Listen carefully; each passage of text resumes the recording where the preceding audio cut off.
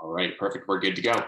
So awesome. Welcome to PriceLabs 101. This is our intro to dynamic pricing webinar here. So if you're just getting started out with PriceLabs, maybe you created an account, maybe you've been syncing your listings for a little bit, this is definitely the place to be, and we'll be walking through all of the different getting started steps in the system here. So as we go through everything today, there is that Q&A section at the bottom of your screen there.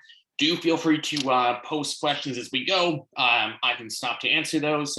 We'll also save some time for a full Q&A at the end here to answer any questions that don't get addressed as we're going through everything here today. So this is really going to be our intro to dynamic pricing here. As a general overview, PriceLabs is a full revenue management platform. So today we're focusing on the dynamic pricing side of things. So the side where we automatically give you rate recommendations for your listings. But then we also do quite a bit in terms of providing market data through our market dashboards tool, and then also providing you access to your own booking metrics through our portfolio analytics tool. So we won't go into as much detail on the bottom two today, but we do have recorded webinars on YouTube. So if you look up PriceLabs market dashboards or PriceLabs portfolio analytics on YouTube, I can also send a link in a follow-up email here. You'll see those resources pulled up there. So quick overview, our company, we've been around since 2014.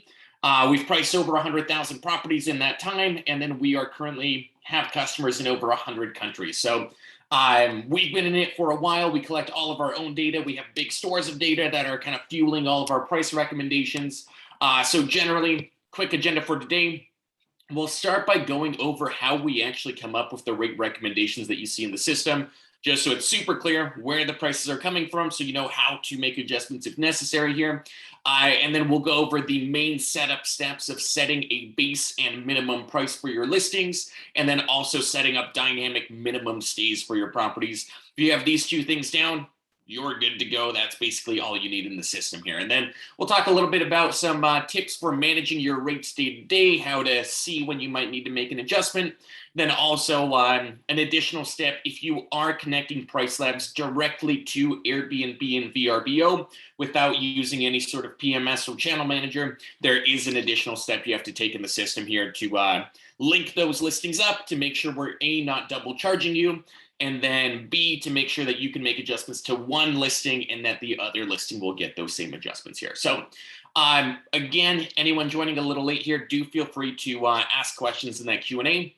Yeah, and let's dive on in. So start by talking about how the dynamic pricing actually works. So essentially what the system is doing, it's going in and it's setting rates in your pricing calendar for you for the next 18 months. So our goal, of course, is to make you as much money as possible. We're basically going in and trying to set the optimal rate for every single day, where we track demand trends and try to charge as much as possible based off of what's happening while still getting you booked. So how this works, I mean, every single day will have its own unique price. These prices get updated on a daily basis since we're constantly re-scraping market data, constantly tracking any changes that are happening in the market, then also applying some pricing strategies to your listings, like things like last minute discounts or premiums based off of your occupancy, and so on here. So to get to this pricing calendar where every price is kind of unique for every single day, all of those rates that you saw on the previous slide,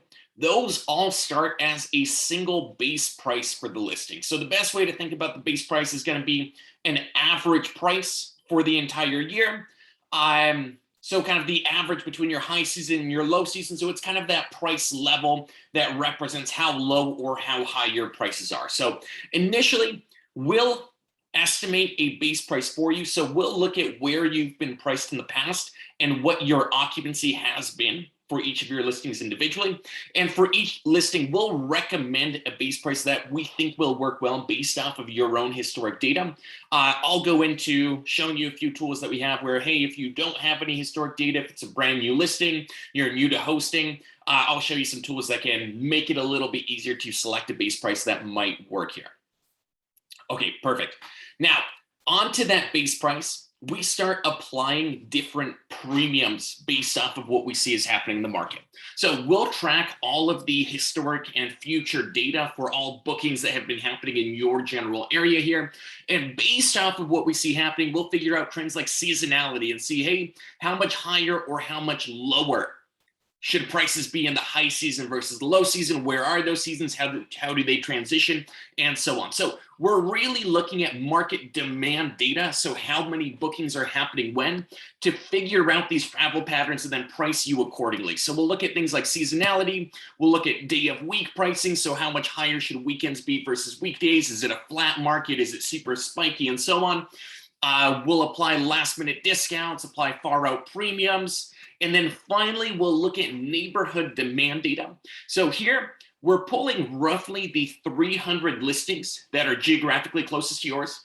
We're seeing what percent of those 300 listings are booked on any future date. Wherever we see a big spike in bookings where more people are booking specific dates than the surrounding dates, we'll say, hey, this date right here, this date right here, this date right here, these are all in much higher demand than we would anticipate for a normal day. And then we would automatically go in and increase your prices. Or dates that aren't seeing any demand, we might go in and decrease your prices automatically to account for that lower demand, to make sure that saying, hey, fewer people are booking these dates. Let's make sure that you still get booked by decreasing your rates here. So most important thing to note is that when we're coming up with these pricing recommendations, we're not going in and we're not price matching you against the market. We're not saying, hey, this date right here, people are charging 200 a night, so let's price your listing at 200 a night. We're really looking at what are those trends in demand. So what is the occupancy of the market? What are those booking trends? And then applying those booking trends to your listing, to that listing's base price here. So that makes the base price extremely important. And we'll go into how to adjust that, how to set that, and so on here. But yeah, the biggest takeaway here is if you have two listings, let's say they're right next to each other, they're both 2 bedrooms. One is a recently renovated penthouse, has all 5-star reviews. The other one's a ground floor listing that, might not have the best reviews, or maybe needs a renovation. The way you would differentiate how high or how low those rates are is through that base price here. So the base price controls that level of how high or how low your rates are. And then the system goes in and handles all of that fluctuation to make sure you're capturing all of these opportunities that the market presents to charge a little bit more, charge a little bit less. Since, as you can imagine, if you just had a flat rate set for the entire year, you would miss out on a lot of opportunity to charge more in that high season. Then you might not get booked in that lower season when there just isn't that much market demand going on here. So let me know if there's any questions on how we're actually generating these rates. But generally, we would go in, we would refresh these rates, refresh our data on a daily basis. Then PriceLabs, all the rate generation happens in our system. Then we either send it to a PMS or a channel manager if you're connected through one of those. And then the PMS would send those rates out to Airbnb, Booking.com, Vrbo, and so on. Otherwise, if you're connected directly through Airbnb or Vrbo, we would generate those rates and then we would send them directly to Airbnb and Vrbo. Airbnb and Vrbo are the only 2 direct connections we have, so we can't currently send rates directly to Booking.com. You would have to use a PMS for something like that here. Okay, awesome. Perfect. So jumping into the system here. This is going to be the main PriceLabs dashboard. Where if you haven't created an account yet, you can go to pricelabs.co. You'll see a ton of big red buttons that say, hey, start your free trial. We give everyone access to the full system for 30 days here to make sure it works well for you before committing to paying anything, of course, just to make sure you're making more money before you pay us a dime here. First thing you'll want to do is come up to add your listings here. In the dropdown, either find Airbnb or Vrbo or find your PMS, type in your login credentials, click connect. We'll send you a confirmation code via text, type that in, and then you'll basically see all of your listings pulled into PriceLabs. Now, if you add listings in the future, let's say right now you're managing 2 properties, you manage another property, do make sure to come back up to add your listings, reconnect that account where that new listing was added in. We will not automatically pull in listings for you.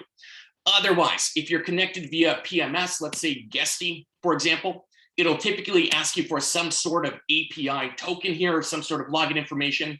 You can find that directly in the PMS. If you click this question mark in the bottom right corner, type in the name of the PMS you're looking for, Guessy, you'll see all of our integration documents, how to go through that entire process. And I definitely recommend reading through these integration documents to make sure you don't miss a step. A lot of the times the PMS has an additional step or a button you have to push on their end to activate PriceLabs. So search the name of your PMS here, find that integration document and go from there. Typically 5-10 minute process and you'll see all of your listings pulled into PriceLabs here.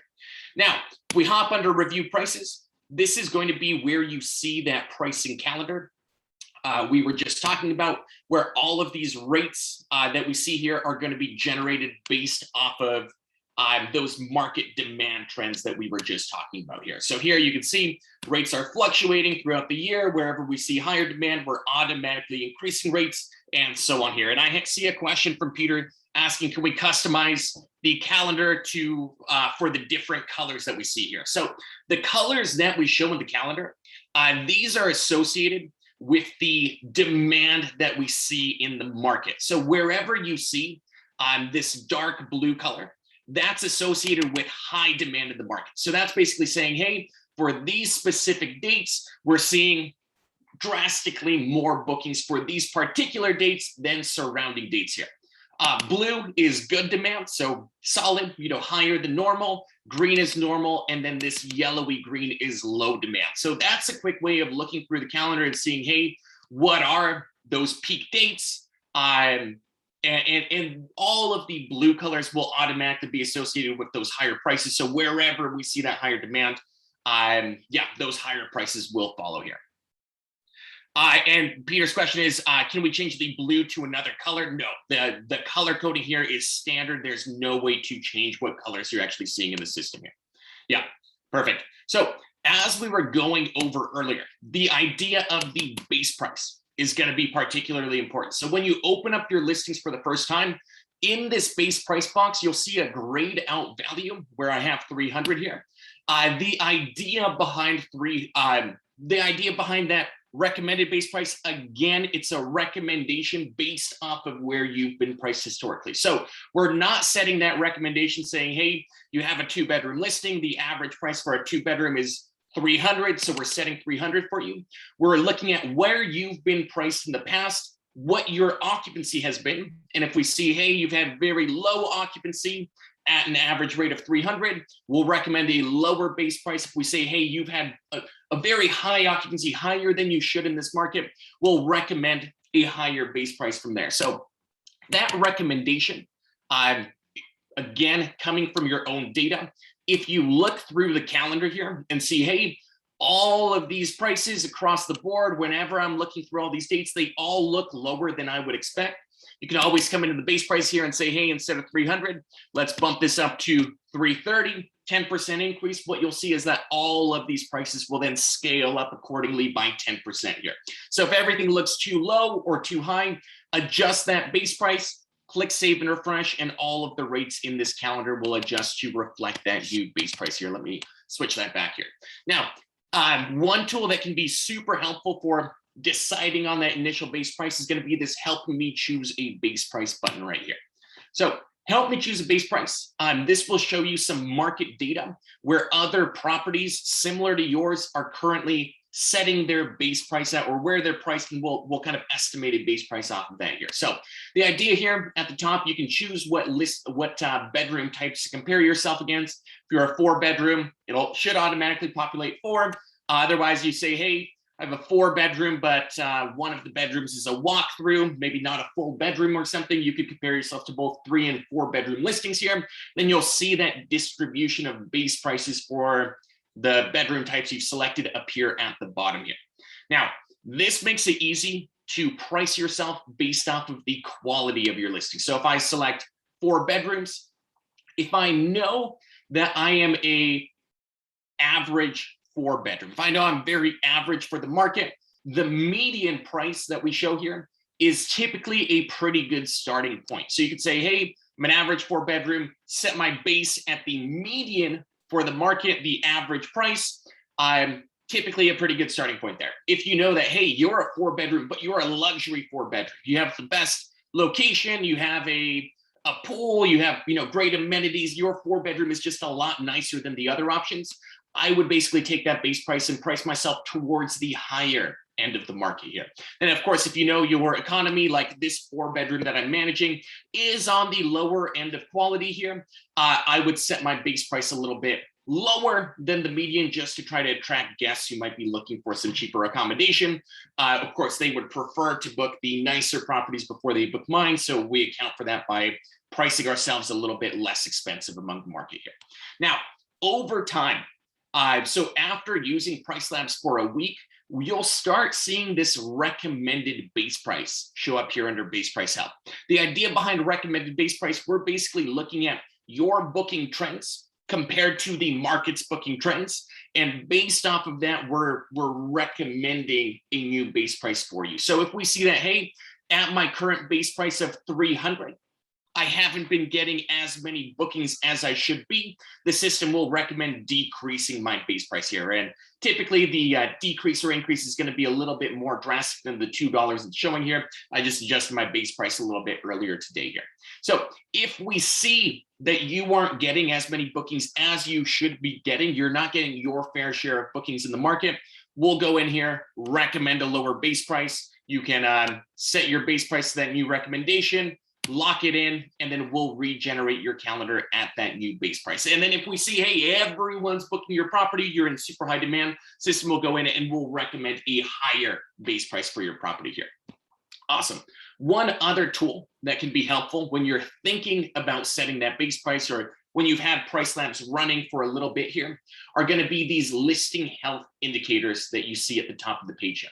So the idea behind the listing health indicators, for each of these columns, so 7, 15, and 30 days, we're showing you what percentage of the next 7, 15, and 30 days are currently occupied for each of your listings here.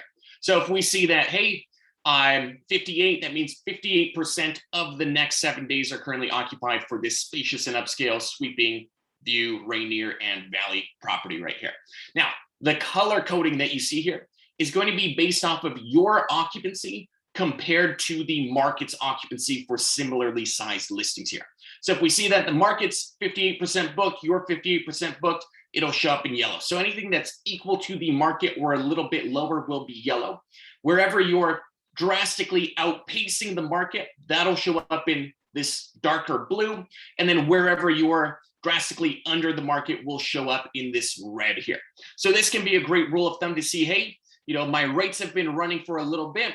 At the current rates that I'm charging, I'm 100% booked, whereas the market's 40% booked. So I might be getting booked a lot quicker than I should be. I'm getting booked a lot quicker than the market is. That can be an indicator that you're underpriced. So if I saw blue across the board, I might come in here and increase my base price.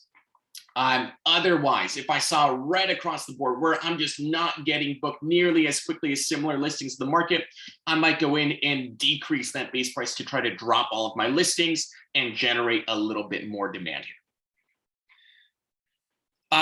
Good. And then I see a question. I have a new listing, only 2 weeks on Airbnb. Should I use the median price to start? Yes. So for brand new listings, where you just started managing these, our initial recommendation that we give might not be super accurate for where it should be compared to the market, because we're operating off of very little data here. So I would definitely use that help me choose a base price. Median is often the best starting point, unless you know that your property is more luxury than other listings in the area or isn't as nice as other listings in the area here. So I would definitely hop on Airbnb, search your market, get a sense of how your property compares to those similarly sized properties. And then if it looks pretty average, set it at the median. Otherwise, yeah, lower or higher here. Okay, perfect. So that's the base price. That's your main control over the price level. So if you're, too many bookings, too few, that's the lever to pull here. Now, you also have this minimum and maximum price here. So these are going to be purely lower and upper bounds that you can apply to your pricing. So you can basically say, hey, if I set a minimum at $195, $195 is going to be the lowest that the system ever goes here. So if I see these dates here, they're bottoming out at $195. It might be a low demand date. There might be, I have low occupancy. Maybe there's a lot of last minute discounts being applied to these dates. With all of those things taken into account, even if the rate recommendation would have been 100, it will never go lower than 195 here. So that's just purely a hard minimum for your properties here. I definitely recommend setting one to make sure you don't take any bookings that you wouldn't want to take. So if you say, hey, it doesn't make sense for me to take a stay that's under $100 a night, set that minimum at 100. That way we'll never price you lower than you're comfortable with. Same thing with maximum. That's purely an upper bound. So if you set the maximum at 450, we'll never go above 450. So if you don't want to charge more than a certain rate, that's how you would differentiate here. There's a question asking, is there a way to estimate the minimum? So if you don't have a hard minimum for yourself that you're comfortable with, a good rule of thumb is basically taking your base price, decreasing it by 30%, and that's typically a solid minimum. That way you get a lot of wiggle room where prices can decrease in the low season to account for that lower demand. Prices can decrease last minute if you're not getting booked, but they still, bottom out at a certain point and don't go lower than necessary here. Otherwise, under neighborhood data here, this tab right above the calendar, this will show you some general pricing and occupancy information for your market here. So here you can basically go in and see where the distribution of prices in your market here. Once this loads, top right corner, you can filter by bedroom type. So you can say, hey, compare my listing to other 4 bedrooms in the market here. Then a good rule of thumb is that the minimum shouldn't go too much lower than the 25th percentile of prices. So the low end of pricing is shown by the bottom of this gray section here. That's the 25th percentile. So some people are definitely priced a little bit lower than that. I'd say going about 10% lower than the 25th percentile. That's about as low as I typically go. That way, worst case, if we're discounting pretty aggressively, we're not dropping you a mile below the market. There is, that lower bound where the lowest things can go. Awesome. Question coming in, can you do no maximum price? Definitely. So most of our users don't input a maximum. I purely use the maximum to manage guest expectations. So if I know that this listing typically books for, this is a pretty narrow maximum I have selected now, but if I know a listing is typically a $200 a night listing, I'm sure there might be some days that are extremely high demand, very little availability in the market. You charge $600 because PriceLabs tells you to, someone books it, they'll book because there's extremely high demand, low availability, but they just might not be happy with the product that they're receiving. So if you're getting a $200 a night stay for $600, yes, you might get it booked, but it might lead to negative reviews here. So, a statistic from these past 2 years, if you guys have been hosting for a while, the past 2 summers have been crazy with all of the built up summer demand for travel. People were charging outrageous prices. They were always getting booked.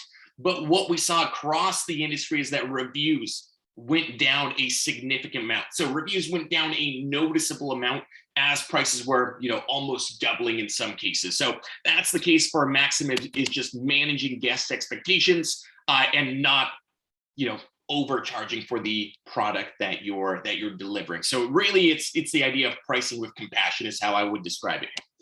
Okay, perfect. But yeah, definitely feel free to leave it blank. We can always go as high or as low as necessary here. Then you do have control over specific dates. So if you ever disagree with the pricing of a certain date or you want to make an adjustment, you can always select a set of dates directly in the calendar here and make an override for those dates. So if hey, a certain holiday, you always fill up, you always charge a certain rate, you can come in here and you can set a fixed price for that holiday. So you can say, hey, charge a fixed price of $300 across the board.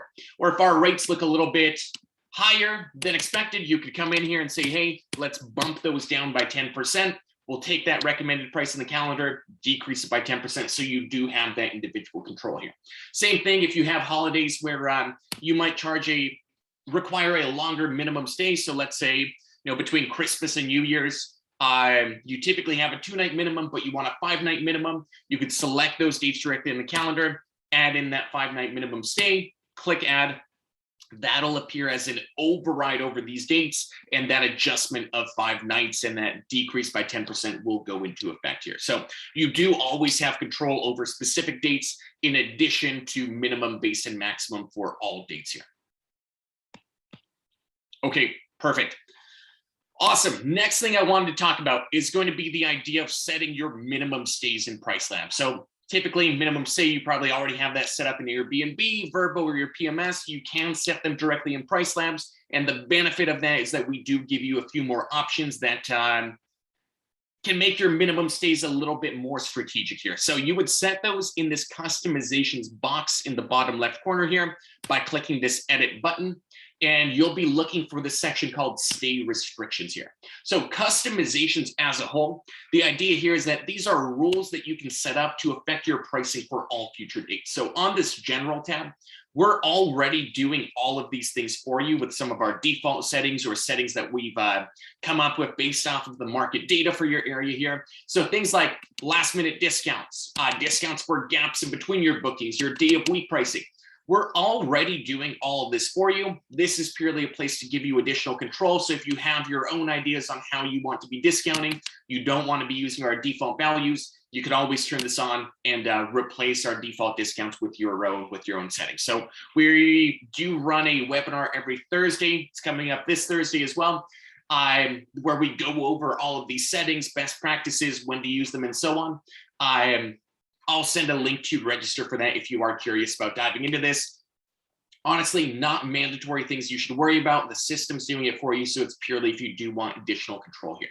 Now, stay restrictions. This is the tab we'll focus on here where you can set those minimum stay updates for your listing here. So when you first open this up, it'll be a collapsed view, minimum stay update. When you turn on this toggle, you'll see all of these options show up. So at the top, we let you set your standard minimum stay. So if you require a 7-night minimum, type in 7 for weekdays, 7 for weekends, and then you're good to go. If you have a 2-night minimum, you can do 2 nights for weekdays and 2 nights for weekends. You can also, differentiate weekdays versus weekends. I find this is super helpful for prioritizing longer stays. So if you're in a market where you very frequently get Friday, Saturday bookings, the rest of the calendar is tough to fill, I'll typically go in and say, hey, someone's booking a weekend, require at least a 3-night stay. So I'll say, if you're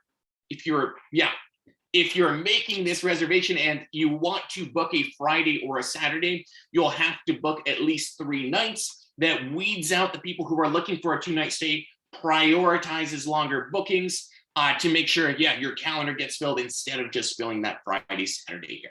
Now, we let you do a lot of cool things like minimum stays for last minute bookings. So let's say you have this 3-night minimum for weekends or just a 3-night minimum across the board. You can say, hey, if my listing doesn't fill up within the last, let's say 10 days, drop that minimum stay requirement down to 2 nights. So we're prioritizing longer bookings further out. If it doesn't fill up, we decrease that minimum stay to allow for those short bookings last minute.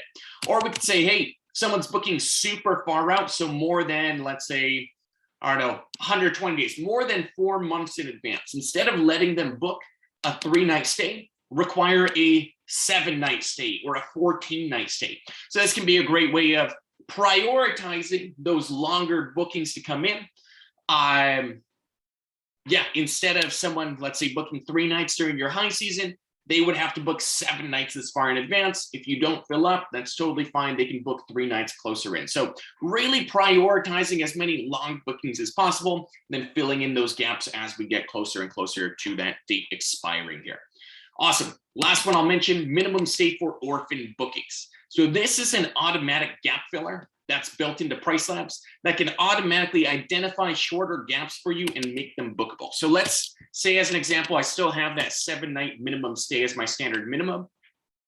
I prefer 7-night bookings, but if I have a booking, let's say a 3-night gap and another booking, I'm fine having someone book that 3-night gap since I only have 3 nights available. They, of course, couldn't book it for 7 nights because there aren't 7 nights available. What this tool does, it automatically recognizes those gaps and adjusts the minimum stay for you to make those dates bookable. So how this works, on the right-hand side, you tell us what gaps to target. So in this case, any gaps between 2 and 7 nights. If you don't like any one night stays, make sure you don't have one selected here. So here I'm saying, hey, only decrease the minimum stay if the gap is between 2 and 7 nights long. Now, if I select length of gap on the left, this means that I apply a minimum stay that is the exact same length as the gap. So if I have a 3-night gap, it'll apply a 3-night minimum stay. If I have a 5-night gap, it'll apply a 5-night minimum stay, and so on. So someone has to book the entire gap. Otherwise, we have settings like length of gap -1, which means if there's a 3-night gap, they could book any 2 of those 3 nights. So giving them a little bit more flexibility. Or you could say any of those gaps, just assign the entire gap a 2-night minimum, and then you're good to go. So these settings honestly make the bookings that you're taking just a lot, makes you smarter about what bookings you're taking, so you don't have a super fragmented calendar that is then more difficult to fill later on. So let me know if there's any questions about these. Worst case, turn these off and just set up your standard minimum stay.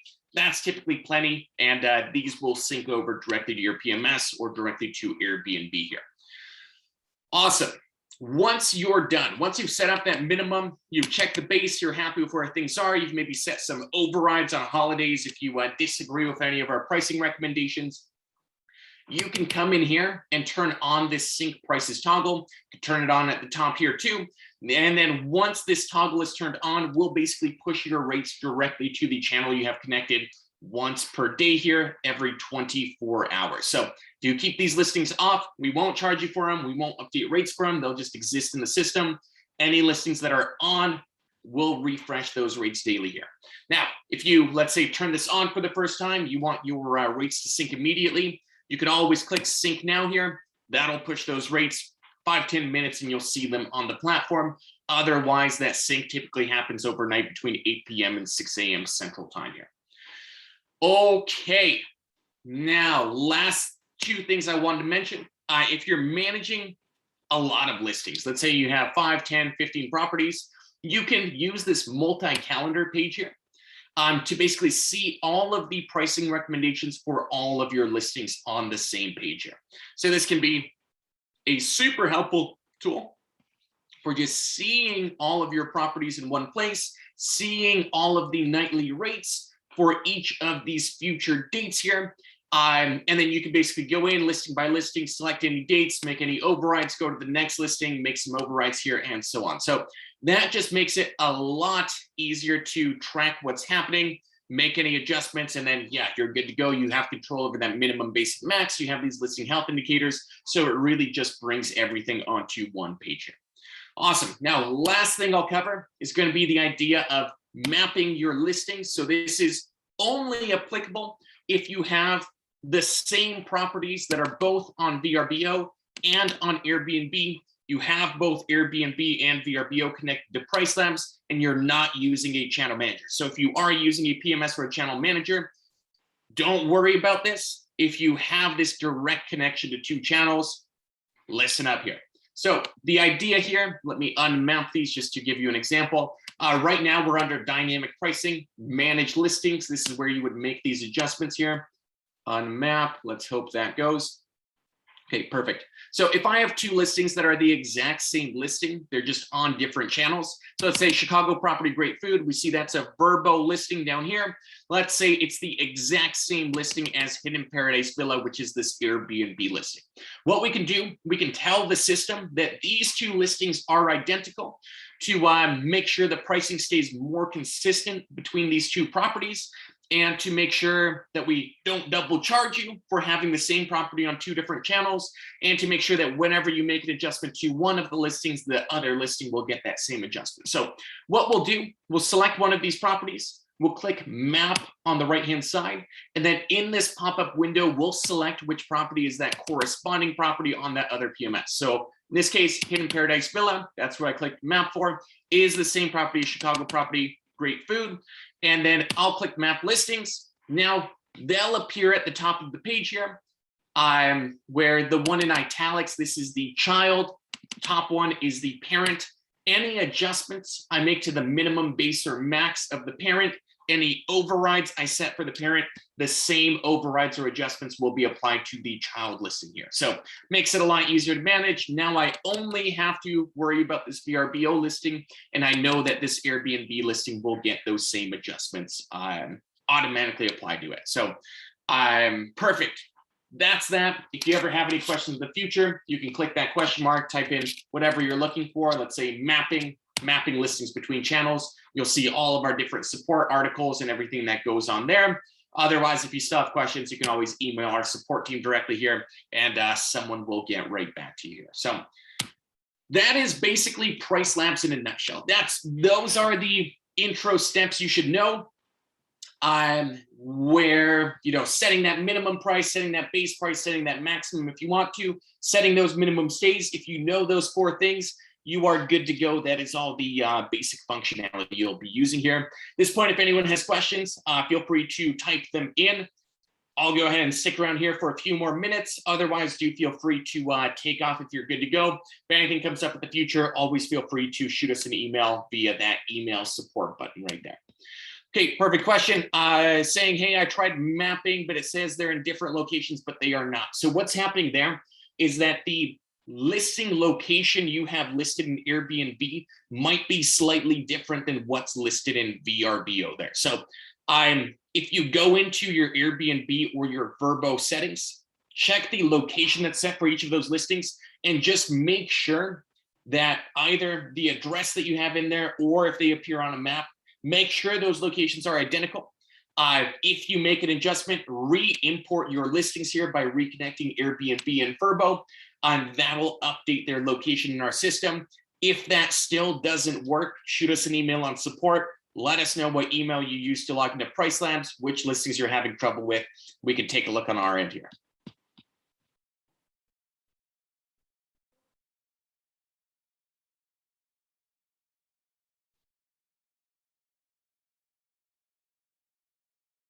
Okay, perfect. Question coming in. So saying that once, yep. Okay, yeah. Question coming in asking about recording. Yes, I will be sending this recording to everyone once we're done here. Give me a couple hours for everything to process, and then you'll see this in your inbox here. Good. Question coming in. Once PriceLabs has been syncing, how do we use 7, 15, and 30-day indicators here? What are some good rules of thumb? Good rules of thumb. If I see all blue for a listing, or if I see all blue and 1 green, I don't have any examples of green, but green is if you're slightly outperforming the market. I take that as an indicator to go in and increase that base price. If I see all red or all red and 1 yellow, I go in and decrease that base price. So basically, blue too high, increase, red too low, decrease, green is relatively on track here. Now, one caveat there is in the low season, there's some markets, the markets that I have listings in typically fill up pretty well, but there's some markets that just don't get very much occupancy at all. So there might be some markets where the final occupancy in the low season is about 10%.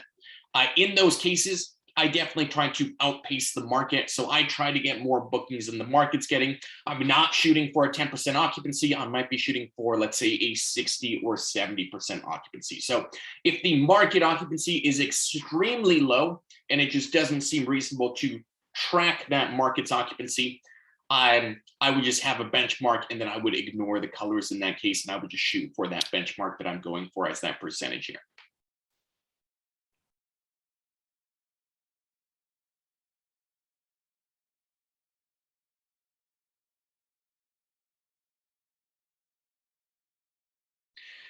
Okay, question. Yeah, no problem, Peter.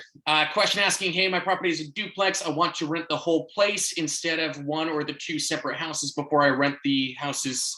Okay, perfect. So basically there's a duplex, 1 unit up top, 1 unit at the bottom. You also can rent the whole thing out as one. Then ideally you would want to get as many bookings as possible for the whole house, and then just use the individual units to fill in any gaps or some shorter stays there. So what I would do in this case, I mean, it'll be set up as 3 individual units in Airbnb, 3 individual units in PriceLabs. I'm actually finishing up renovations on a duplex right now that's going on the market pretty soon here.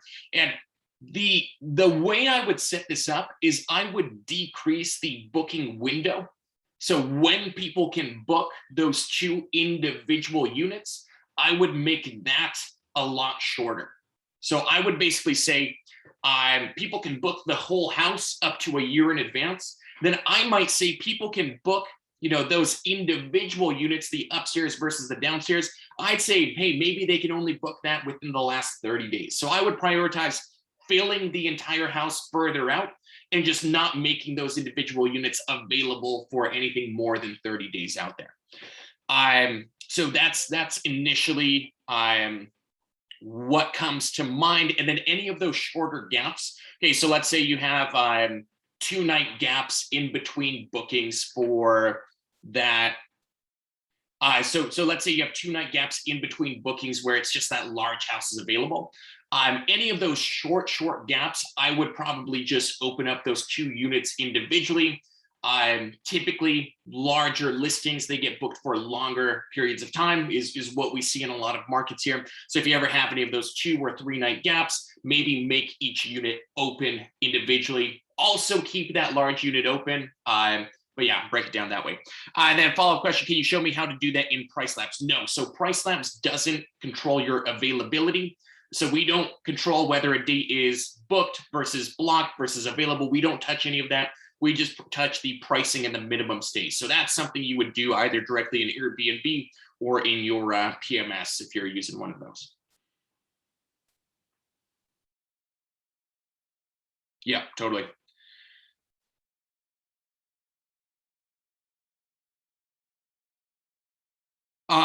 Okay, question coming in. How would you set up extremely far out bookings? I would prefer bookings that are 90 days out.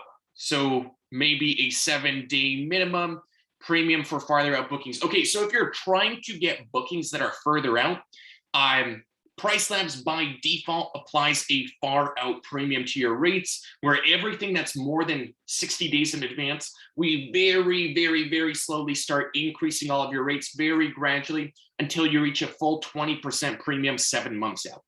So if your goal is to get far out bookings, I would decrease, I would basically get rid of that far out premium. If the goal is to get booked far out, you definitely want to have the most competitive rates for those far out dates, since you want to get booked there instead of your competition getting booked. So that premium kicks in for everyone by default. To get rid of that premium, you'll have to send us an email, support@pricelabs.co, and ask for them to remove that that far out premium. So yeah, if the goal is to get booked, I always try to make my pricing as competitive as possible here. Additionally, you're trying to get booked far out, I would make sure that my rates are just very competitive for the market there. So if we look at the booking trends for a market, honestly, the idea of getting booked 90 days in advance, typically it's not the strategy that will make you the most money. It's the safest strategy since you know what's coming, but definitely a lot tougher to fill your listings, and here's why. So if we look at this this neighborhood data tab for this market that I'm in, we see that the occupancy of 4-bedroom listings, let's say last minute here in December, is hovering around 45%. It spikes over the holidays. But then anything that's far out, so let's look, even 2 months out to February, only 3%, maybe 7%, under 10% of all 4 bedrooms in the market are currently booked for those far out dates. So we basically see that very few people are booking far out, and you can check this for your own listings under neighborhood data here. Look at what percentage of the market is booked far out. Typically, if I see that, hey, 3% of the market's booked, I would discourage people from trying to get booked this far out, because the cheapest listings, the best value, is always what's going to go first. So we always see the properties that are underpriced be the first to get bookings here. And then as we get closer and closer to that booking date, the rest of the, the rest of the properties, the higher price properties, start getting those bookings, since that cheap layer has already been booked here. So with that in mind, if you really do want to get these far out bookings and you see that no one is booking your listing for those far out dates, I would make sure that my prices are very competitive, since people are going to be booking that lower end of pricing for those far out dates there.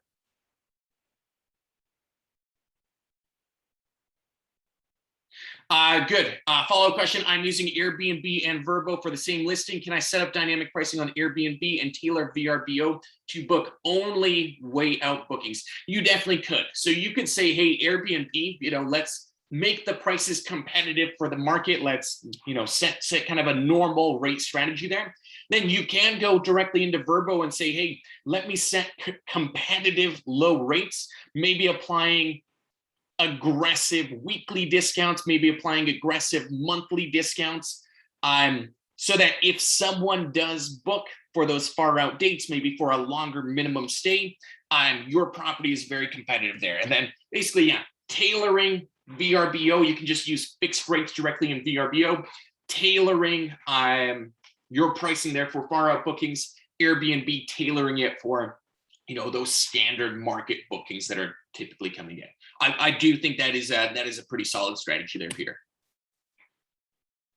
And then, of course, kind of the breakdown of what bookings come in the market. That's always a little bit different between different markets in Airbnb and VRBO. I do see a lot of markets where Vrbo is kind of a more long-term booking, platform. A lot of markets where Airbnb is kind of a more last-minute platform here. Or Vrbo, we see a lot of people, planning way further and ahead for the holidays, a lot of further out bookings happening there. So yeah, depending on those splits in your market, I think that's definitely a solid strategy.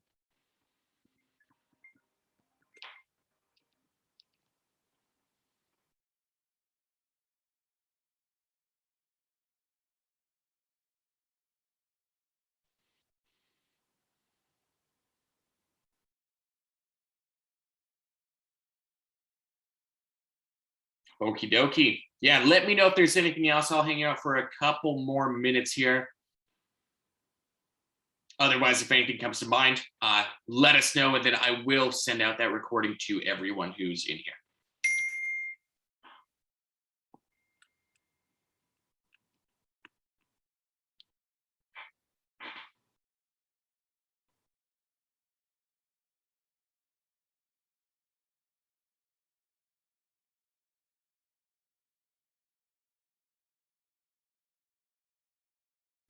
Okay, it looks like the chat is cool. Oh. Yep, contact with PriceLabs only via email. There is no phone number that you can call. So it's all email support. If there's tougher issue, we can always set up a video call, a screen share or something here. But always get in touch with us over email, and then we can schedule that with you.